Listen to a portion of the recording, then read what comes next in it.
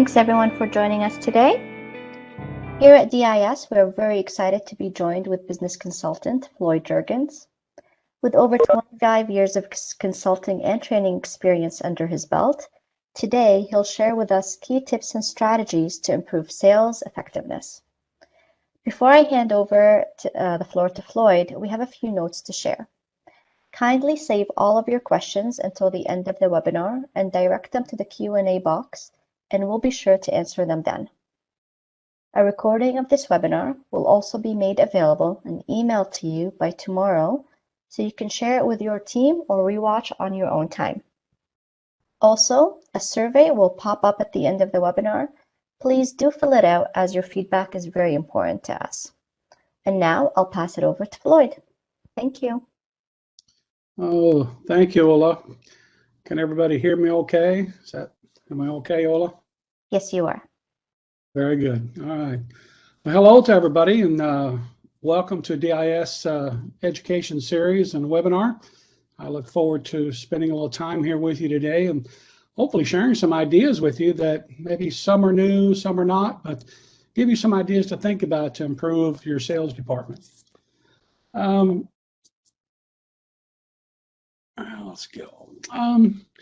You know, I've been self-employed nearly my whole life. In my last company, it was Jerkins Creative Consulting, and we provided a range of dealer development services for the equipment industry, lift truck, construction, just a variety of different industries that had dealership style businesses in them. It was a great journey. I mean, not a lot of companies survived 25 years, but we did, and I'm real proud to say that we had a great opportunity, and we served a lot of customers every year, and it was very enjoyable.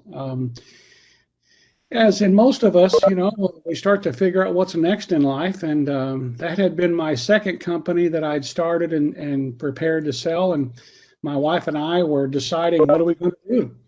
So for us, it was a little bit different. Our kids were grown. We got 6 grandchildren. I've got 3 kids, and a couple of my older grandchildren were starting to get of age. So even that was starting to change, where they used to love to come to grandma and grandpa's, but not so much anymore once they got in high school and started other interests.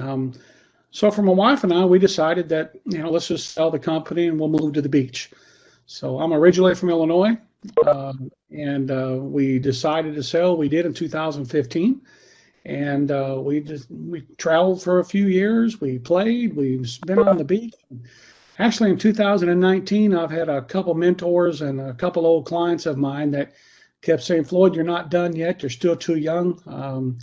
And I said, "Well, okay." So I got back on the horse and decided to offer this an executive coaching service.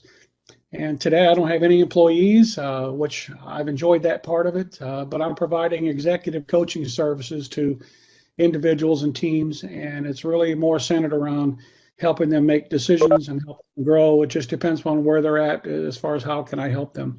So it's really been a great journey, and I've enjoyed that. So that's enough about me. You know, I think part of that, I just want to make sure you had a frame of reference, because I'm not just speaking from what I'm thinking from practical application and certainly what I know. Well, we want to talk today about measuring a new kind of sales mix and looking at how we make sales and how we measure sales a little differently. We want to look at, you know, what measuring is important. And I think from a financial standpoint, many operations are deep into understanding that rationale of why do we measure efforts from a financial side, but sometimes on the sales side, it's lacking. So I'm going to really push hard today and challenge you to think about how are you going to handle your sales efforts.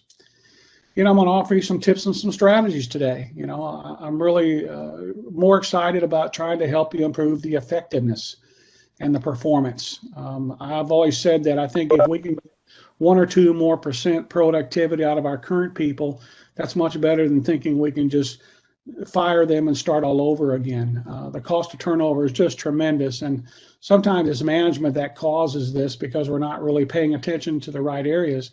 And part of what I'm going to do today is talk a little bit about implementation, because I think that's part of the key here of success. We can talk about what to do, but there's a lot of it how to do it as well.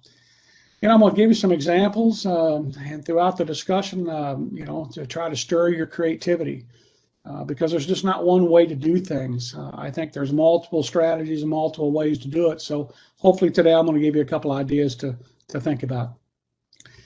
So, a question that I have for you, is that would you run your business without looking at a financial statement? Some of that comes down to what size of business are you? How long have you been in business? In the equipment industry, we know that we've had a lot of single store, single owner locations, and they manage differently. Usually the owner is very hands-on. Usually they come up through the sales department. So they're very hands-on. They know the sales department well, but they might not really know parts and service that well. But yet we know when we're running a single store, it's generally checkbook management.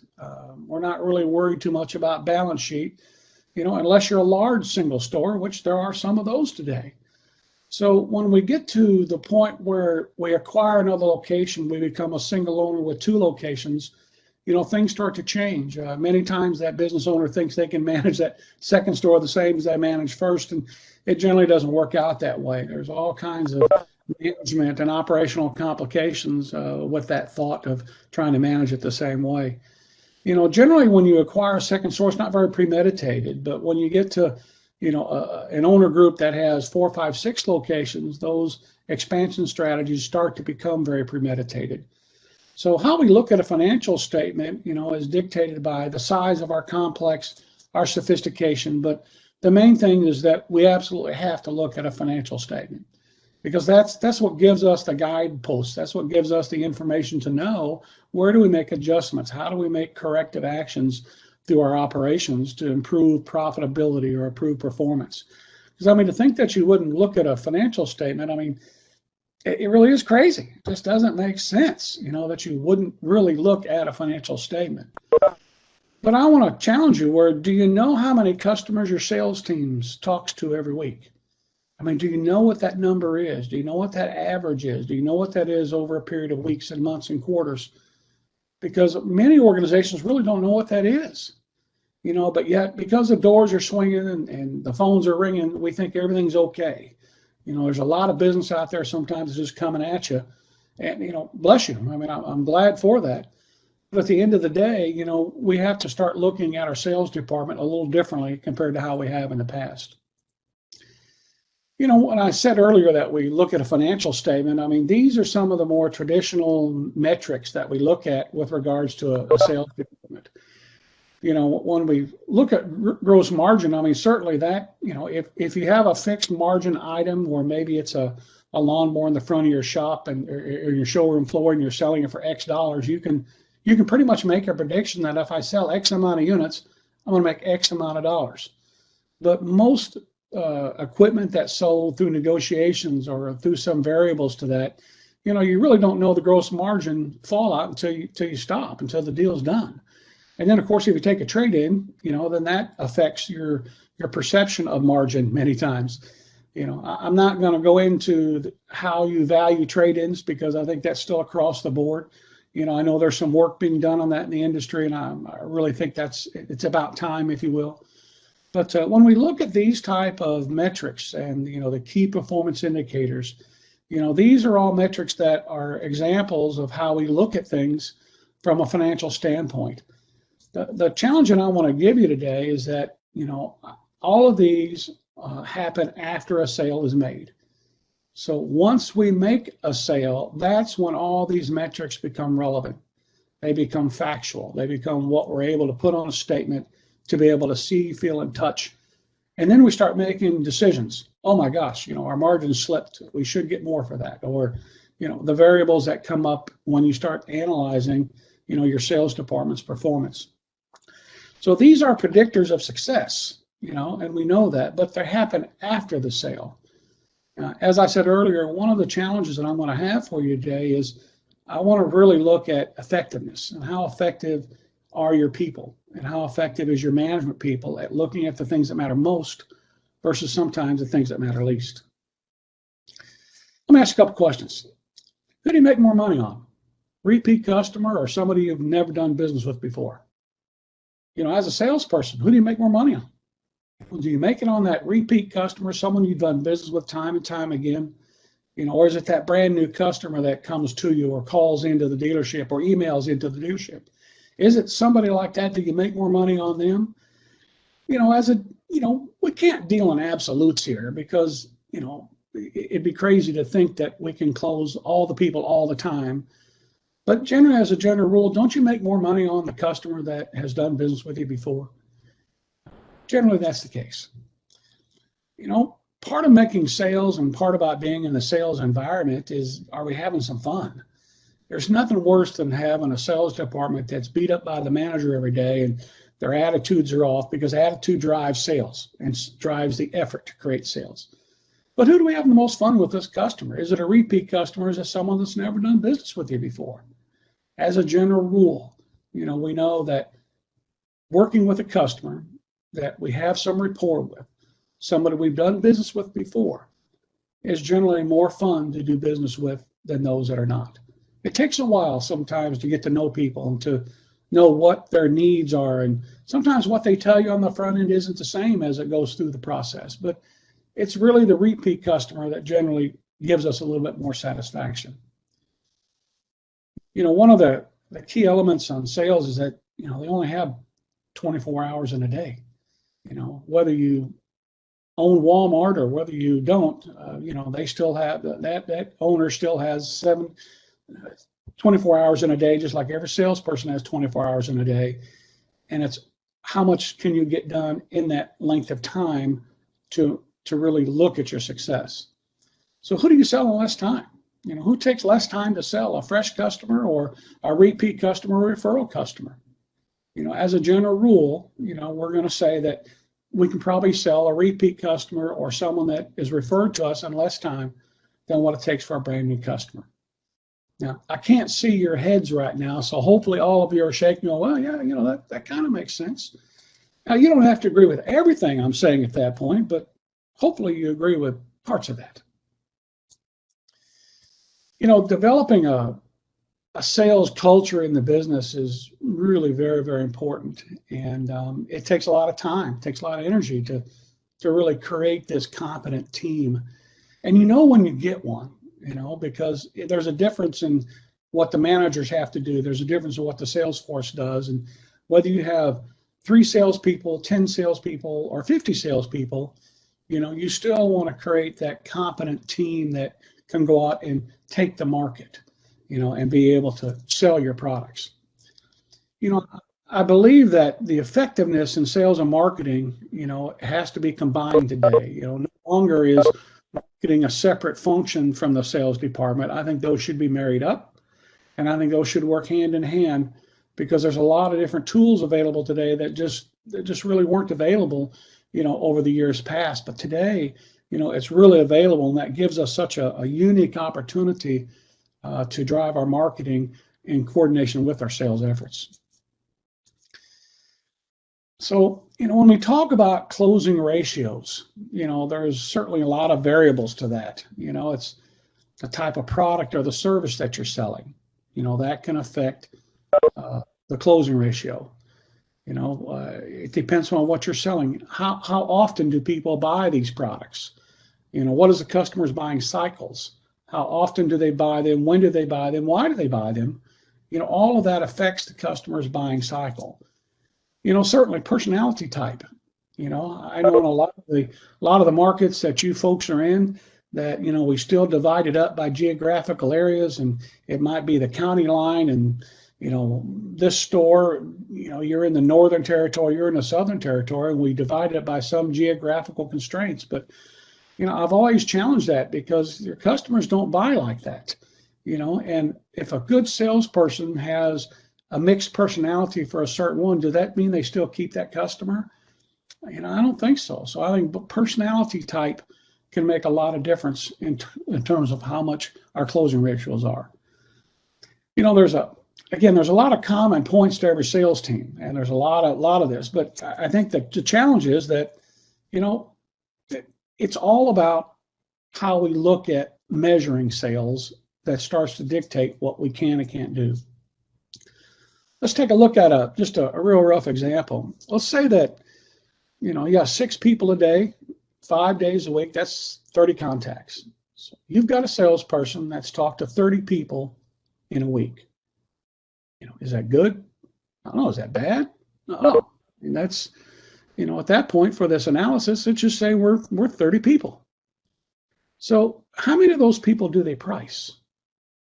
Now, I think as a sales team, we have to define, what do you mean? How do I price it? So I'm back at the service counter and I'm visiting with old Joe, and Joe says, hey, Floyd, how much is that X piece worth up there? And I tell him, well, it's worth $15,000. Oh, that's too high. Oh my gosh. Okay, so did I price it? Should I log that as a pricing? I'm out on the showroom floor and, I'm standing by my desk and customer walks by into the parts counter. They say, hey, Floyd, how much is that? And we get into this discussion. Is that something that, we label as a price? See, I think we put price ahead of the objection all the time. And I think so many times with the customer, price really isn't the objection. It's a weak salesmanship. It's lack of salesmanship. It's a lack of building value in the sale about the whole dealership, the whole business, because we can't just sell it off the front end of the store. We have to sell the whole operation. And that's where you build value. That's frankly where you build margin. So how many do they sell? If we've got 30 contacts in a week, what if, average closing ratio is 20%. So they close 6 out of 30. As a manager, as an owner of a business, do you think that's good? Is it good? I don't think so. And then the other question I got is, really, what do we do next? Is it good enough today? Can we have a salesperson talking to 30 people and sell 6, and we think that that's good today? I don't know if we have this finite group of customers. I don't know if we have this, every day. In the car business, a new customer is born every day. But that's not the same in the equipment space. We can't say that a contractor is born every day. We can't say that a new farmer is born every day. We can't say that across the board. But is a closing ratio of 20% good? Is it good enough? So a question that I ask you is, what happened to the other 24 contacts? So we're excited. We sold 6. We closed it. We've done the paperwork. It's out the door. Everything's done. But at the end of the day, what happened to the other 24 contacts? See, because I think to affect change, to affect performance, and to improve the effectiveness of that salesperson and the sales team is that we've got to look deeper into what did they do, how did they do it, between the time they spoke to the customer versus the time until it's sold. Because again, only to look at the sales cycle, at the end is just like trying to jump in a lake and, you don't know if you got enough water in it. So we want to really make sure that as a management person that we're looking deeper into the behaviors and the activities that the salesperson is doing. We can't just wait for them to say, yes, I sold it. All right, so what about the other ones? How did you handle them? What was your follow-up strategy? When did you follow up? Because all that becomes a very, very important set of tasks to contend with.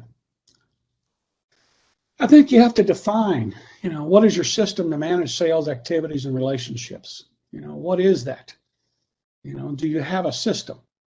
It's just like in a financial statement. We want to make sure that, our bookkeeper has a financial statement on my desk, really by the 5th of the month. I want the previous month. If I don't get one for 3 months, well, how do I make decisions on day-to-day operations, inventories, and everything else? I can't. I can wing it, but I can't really make a prescribed decision. Well, in sales, it's the same thing. If we have 20 salespeople, we have 10 salespeople, and they're talking to literally hundreds of customers a year, we can't manage all those activities without knowing what our systems are. And then everybody has to follow the system.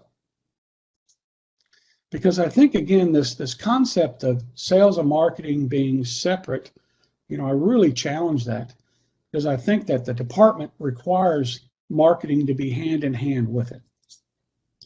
Again, you just have to follow a system. Now, this is what I call the steps to the sale. Now, you can look at this and maybe your terms are different. Maybe you work off of a 4-step process. Maybe you work off of a 9-step process. I don't know, but the main thing is, do you have a system? You know, that first step in making a sale is a meeting, a greeting, it's an introduction. You know, are we making a proper meeting and greeting? Are we shaking their hand properly? Are we using a business card? You know, are we understanding what that customer wants and needs are in the qualifying step? Because that's number 2. Now, see, most customers want to say, what's the price right at the very beginning? And if a customer gets that answer, then immediately you're starting this arbitrary argument over price and value, and you've not really had a chance to establish value. So knowing the steps to the sale and knowing how to process it requires a good salesperson and a good manager to know where they're at in the sale. Because when you qualify that customer, it's not qualifying if they're going to buy. So you want to qualify every customer that you talk to, you have to treat as a buyer. You can't have a customer drive up on your lot and you think you know if they're going to buy or not. You can't predict how much money they've got in their pocket. You know, every one of you I know has got a story that says, oh, this guy came in, he had pig poo up to his knees, and you know, oh my gosh, he didn't look like he could buy, but he could literally write you a check or go home and uncover a pile full of money and pay cash for everything. So you can't really make those assumptions. You have to qualify, to go through the discovery process with that customer. You know, when you understand the customer's wants and needs, that's when you can select and present the product of choice. Because then you present that product based upon what that customer's wants and needs are. It's only through presenting your product through the customer's eyes is where you build value. If you're a gearhead and you talk about performance, but that customer isn't into performance or more into safety or other issues, you're talking about things that aren't important. And then you got to demonstrate that product. You got to get them to see, feel, and touch it. And again, I know, you know, sometimes these demonstration processes are long and sometimes, but you got to know where you're at in the steps of the sale. And then it's close the deal. And then it's follow up for life. See, because I think it's a circle. I think it's a big circle where we start the sales process, we come through the circle, it's a customer for life. Every customer has a lifetime value to us.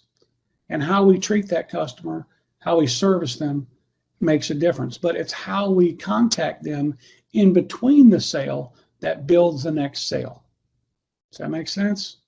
I mean, it's the volume and the quality of contacting that we have between the sales that builds the margin, builds the value for the next sale.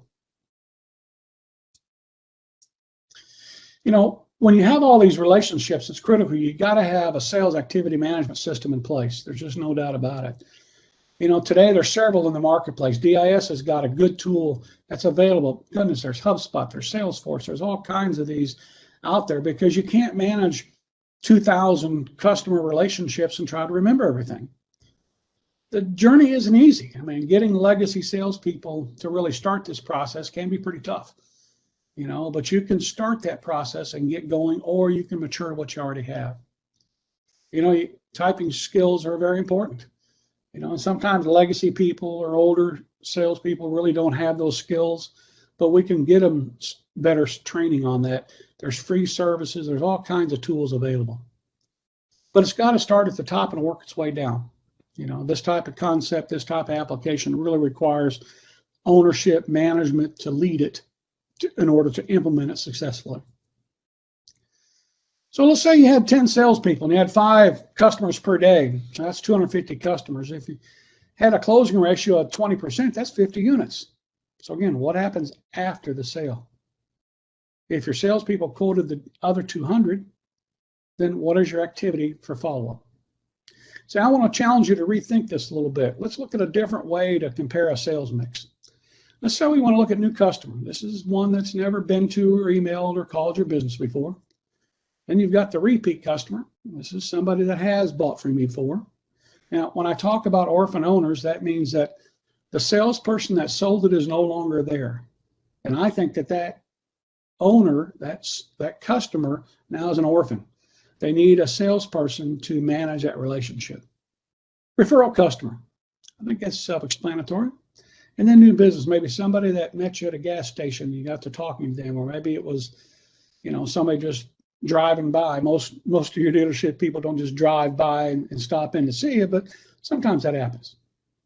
So here, if we look at this sales mix and we say we're going to take our total customers and divide it over these customer categories, we begin to look at our customer segmentation differently than how we may have done it before. So when you want to look at this, you want to look at these by these core categories, because you want to look at your total customers by units sold and total customer by each customer category and the units sold. Because again, that's going to tell us our closing ratio. Now, if I've got 10 salespeople, 20 days times 5 customers a day, that's 1,000 customers. Let's say that 25% of those are new customers, 35% are repeats, 20% are referrals, and 20% is new business. So now we've done an analysis. We've got our breakdown so we can see where we're at in terms of how many customers have my sales team talk to in a day or in this time period, and then what does that look like? So let's put a closing ratio to that.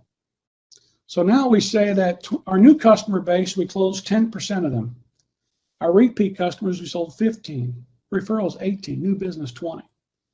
Now pause for just a moment and think about that. Is this good? I mean, is this really? This is actually poor, but let me explain to you why. Because it's through measurement that we begin to learn, we begin to understand how to do this better. Our average closing ratio is 15.8% on this analysis. Now what? So for every customer that didn't buy, what is the plan to recontact them? See, in my philosophy, I think you follow up till they buy or till they die. Yes, and when you go to the funeral, you go and ask for referrals. No, I'm just kidding. I'm just kidding on that part. But the part that is you follow up until they buy or until they decide something else. The worst thing a salesperson can do is have a customer that says, call me in 2 weeks. Then the salesperson calls him in 2 weeks. They buy somewhere else, and the salesperson's upset at the customer.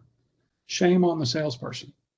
Are they labeled hot, warm, or cold? Because the only way through a contact management system to manage these activities are knowing what designates a hot customer, what designates a warm one, what designates a cold one. What I call NDOC management is next day to contact. For every prospect, for every customer, there should be a plan strategy, and it's called next day to contact, and why. And through a sales team, you can sit down and collaborate and figure these steps out to help determine that everybody's on the same page. Because again, if the salespeople don't follow up well, what happens? You're leaving a lot of money on the table. Let's look at some specifics. Sold units to face-to-face contacts. This is how many total units you sell divided by the total amount of contacts that the salespeople had. So at a 20% closing ratio, that's a minimum standard. Well, there's room for improvement. I think if you've got a high volume of repeat business, with most of you have, I think if you had a 20% closing ratio on that, I think you ought to be scared to death. You might be making margin, you might be making volume sales, but you're still leaving hundreds of thousands of dollars and hundreds of units on the table by not knowing the specifics of how to follow through here. Because I think there's more to it than that. That's one measurement. Let's say we look at face-to-face to quote, how many times we talk to people versus how many times we quote a price. Now I'm talking about two different things here. One is you got to quote a price to make a sale. Sure, I get that. But how do we quote it? And are we registering that we quote it properly all the time? Because sometimes when that customer asks as he's walking through the parts counter, how much is it? There needs to be a little bit more qualifying so that salesperson understands why that customer is asking. Because I believe you got to take the customer through the steps to the sale. And the more times you do that, the more you build value. Can you do that with all the customers all the time? No. But if you do it with most of the customers all the time, your odds of increasing your closing ratio go up significantly. I also think that you have to professionally quote, and you got to do that in writing. Some of this off the back of a pickup truck, does still work a little bit, but you still have to have most of the time, you got to have a proper presentation of the quote. And it needs to be done on a uniform paper, letterhead, logo, everything has to be included in that. Most business systems have come around to that, and I think it's so important to have a professionally quoted. You just got to know how many times your salespeople are talking to customers and pricing. Because if they're pricing, but it's premature in the sale, you're missing sales. If they're not following up with the customer properly, even though they gave a price, then you're missing sales. How many sold units to my repeat customers? It's easier to do business with people we talked about that at the beginning. We know that. But how do we factor this? If this particular ratio was 15%, the number is really low. But without measurement, you really don't know. But if we know that we're selling 50% of our repeat customers, how does that make you feel? Is that improving effectiveness from your sales team? You bet it is. But see, I think that number should be 65% or greater. And businesses that are doing that, and they're measuring it so that they know they're doing that, they're outperforming others, not just in the key indicators, but also in margins and dollars and market share. When you look at these, there's a couple different variables here, face-to-face to be-backs. Now, what I call a be-back is that we know that we can't sell everybody the first time. It's unrealistic to think we can have that pure closing ratio. First time we meet someone, we close them. Just doesn't happen. So that's why we need to measure what happens after that first interchange and know that those specific tasks are being done properly. So here a be-back is somebody that we priced, or maybe we don't price. Maybe we meet, we just didn't get the price, they leave. So we have to start that follow-up process. We have to follow up consistently in order to re-engage with that customer. So when we get to that point where we're ready to price again, then that's a quote. So then how many times do we have be-backs versus face-to-face? Because if people leave our business and we don't have a scheduled appointment, then that customer's going out and he's probably shopping 3, 4, 5 other places. And then if we gave him our price list, we gave him a shopping list, so he can just compare our prices to somebody else, and then there we are, we're back into this price war. How are we building value? How many times we quote versus how many times we have a be-back, a critical number, because that tells you a lot about how effective your salespeople are at following up. If that ratio implies 48% and you quote that, again, your follow-up methods and rationale need to be reviewed, because you can increase success incrementally and create large swinging changes by improving the salespeople's performance in these key areas. I think that percentage should be over 60%. This is an interesting one because, we know that scheduled appointments have a high closing ratio. But if we don't know how many appointments my salespeople make, then how do we know how effective they are? They may be good at other areas, but they're not good with asking the customer, quoting it, or maybe they're not good with time management. So those things become very important because we know we can't close all the people all the time, but we know if we talk to someone today, we schedule an appointment 2 days from today, and that appointment is kept. Whether we're going to see them or they're coming to see us, depends on what you're doing, then we know that's got a higher closing ratio than if we don't have that. 2.4 calls per day in follow-up. If that's the case, that's not very good. It's not very good. How many calls can a salesperson make in a day? See, in my opinion, never ever should a salesperson say, well, I'm caught up, I don't have anything else to do. I find that to be a real challenge. There's always something to do. Now, do they need to take a break? Do they need to clear their head? Absolutely. Have a cup of coffee. I get that. But there's always activity to do when you're a professional salesperson. See, I think every customer should be followed up with within 24 hours. If they leave your business and they say, call me in 4 days, you got to have a reason that's geared to their benefit to call them back. most customers are nice. Sometimes they don't want to tell the salesperson everything, or maybe the salesperson wasn't asking enough, or maybe they were distracted, or 101 other reasons what goes on why a customer may change their mind after they leave you. It's when they leave you is when they start to confirm their experience with you. And at that point, you want to follow up, and through that follow-up, listen and be amazed. There's certain questions you can ask that make a difference.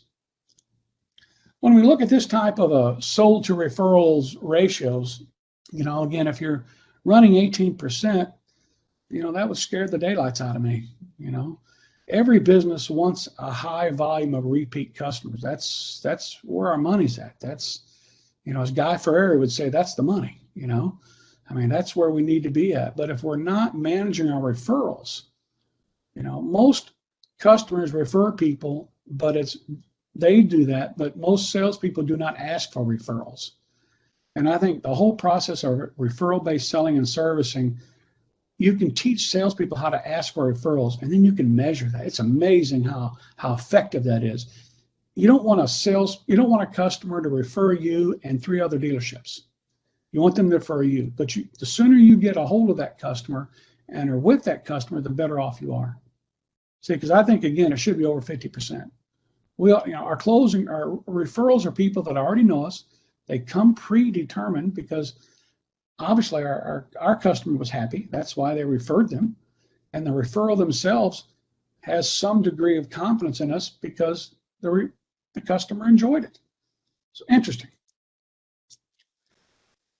This part right here is just really just talk about, if you had, average gross profit per unit of 500. And I know all this has got variables, folks. I mean, this is just an example trying to give you some ideas to look at. But you just look at your units by average. If the 15 units are $500 a piece of average gross profit, you can improve $7,500 worth of additional profit just by improving the closing ratios. If your average closing ratio is 26% as a whole, and you move that 2%, just 2% is going to bring you lots of dollars to the bottom line. See, these are things to me that we drop to the bottom line, but we didn't have any necessarily cost to do it. It's improving the effectiveness of our sales management teams and our salespeople by focusing on the right things. Because again, I still think with a little focus in the right areas, make a lot more money.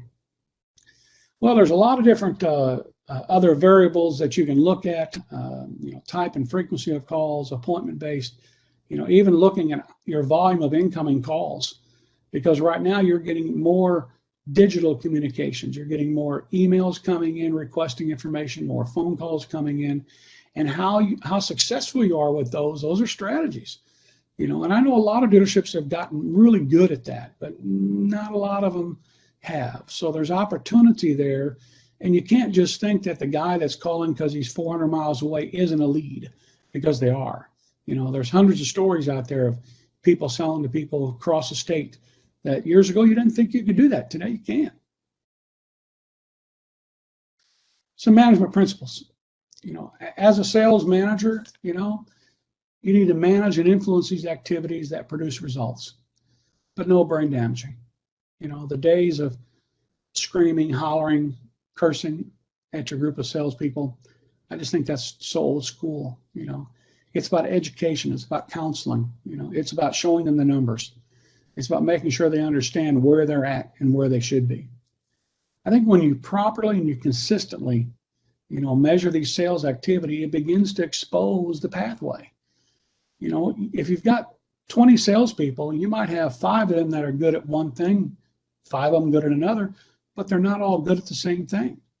So when you measure these type of sales activities, it gives you the resources to actually analyze where they're good, where they're not, and it gives you a much more targeted approach. Relationship selling is about building relationships. And, I can't tell you how many times, maybe some of you on here are some of our old customers, but our customers would say, "Oh man, Floyd, you guys remember everything." No, we just had a good CRM system. If your dog's name is Toto, and you've got 3 kids and the youngest just went to school and, fell down, hurt her knee, the next time I talk to you, I'm going to ask, "Hey, how's Sally doing?" Is she still playing with Toto? Oh, I don't remember that per se, but I make good notes. And that gives you the tools and gives you the resources for memory. And it gives you the management processes that you need to be effective. As I've said a couple times, I think sales and marketing go hand in hand. We're in the digital age today where we need to be able to see how many times somebody's hitting our website. We need to collect and market to customers, differently. The days of the ad lady coming through and selling us an ad once a month, those days are really gone. Our digital marketing and our platforms for social media are all critical that we manage that by the day, by the moment, in order to keep fluent with our customers. And, it's happening today, and I see a lot of activity where dealership and personnel are on this. And it's not just always the young people also. Sometimes the senior people are doing a good job. When you collect this data in type of a good CRM system, it allows you to create a variety of different reports and graphs. Sometimes graphs tell a better story than numbers, and you can look at things from a trending process. One of the things we used to do in our key indicator report was we would show trends. And when someone can see what's happening and see how it affected them over a period of 3 or 4 or 5, 6 months, you see where you're going. Then you got to figure out what's the root cause. Well, in sales, it's the same thing. If we can see that we're not trending in the right directions from these sales activities, it gives us the opportunity to make corrective actions. And when you're following some type of a steps to the sales system, then you can start asking the right questions at the right time, because you want to make sure you get the right information put into the system. You don't want garbage. And, again, it's the old concept, garbage in, garbage out. But it will improve the effectiveness. So, I would recommend that if you've not started this journey, as you explore a CRM, do that with your salespeople. If you're already in the middle of a CRM and you're deep involved and you're trying to get buy-in, continue to share the data. Make sure they understand the data. Make sure they understand how improving in this area can improve them. If you don't know what all that is, have somebody else take a look at your data, and get a second or third opinion. I think you can improve how you look at your return on investment for your training dollars. When you have the ability to know where you need to spend it versus just saying, we're going to send everybody to a product training and that's my investment in training. I believe we have more opportunity to improve the competencies of our sales team with interpersonal skills and professional sales training, more so than just product training. Product training is critical, but that's certainly not everything, because they've got to come out of that box.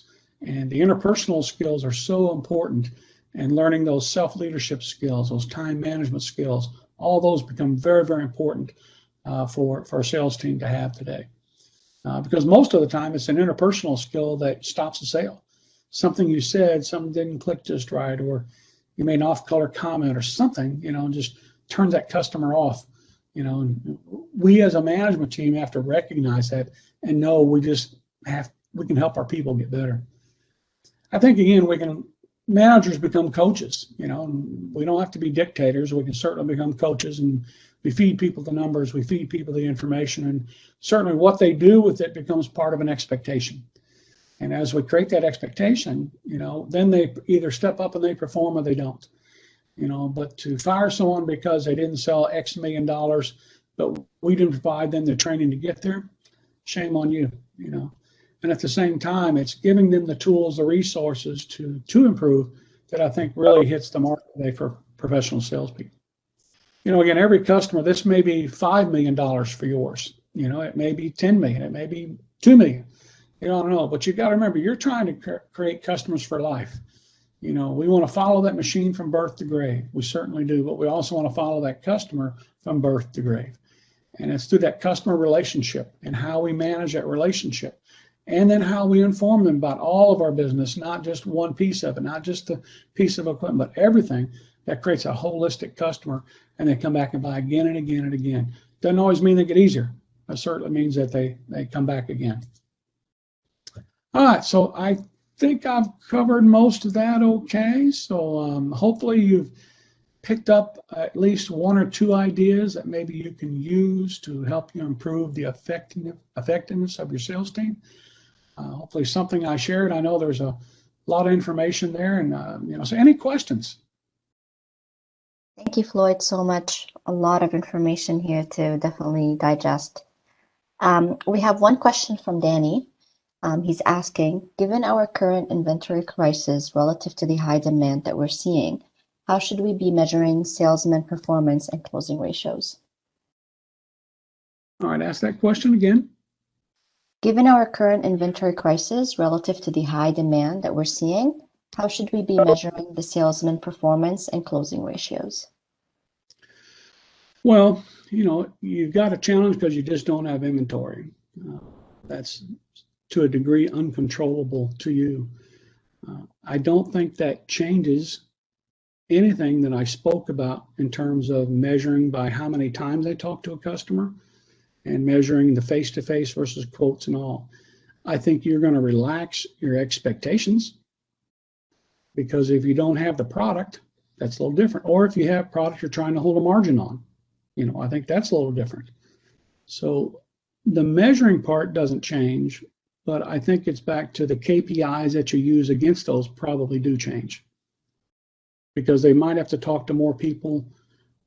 You still want them talking to customers. Even though they might not have a product, you still want them engaged with your customers.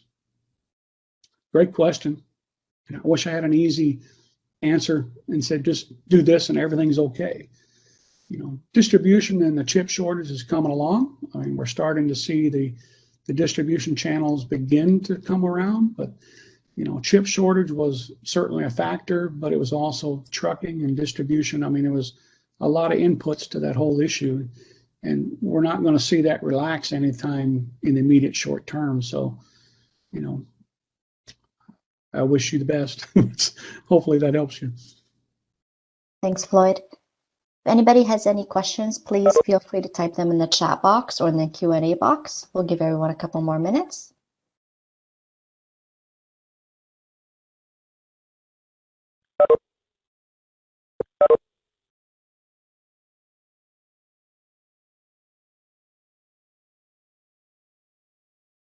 Again, I'd like to thank everybody for stopping for a little bit today to listen to me speak to these points. So I wish you the very best selling day and good luck to you. And someone just asked, can we get access to these slides for future reference? Of course. Yes. We'll send you a recording of the webinar in itself. In terms of getting the slides, please email your account manager directly and they'll get that to you. And if you've got any questions, just please feel free to give me a call and be glad to brainstorm ideas with you or help provide some solutions. However I can help you, just don't be bashful. Just give a call. Perfect. And on that note, thank you, Floyd, so much for joining us today. Thanks everyone for attending. Please do take the time to fill out the survey that comes up at the end. And like Floyd said, if you have any questions, please feel free to reach out either to him or DIS directly. And everyone will be more than happy to help. Thanks so much, everyone. Take care. Thank you.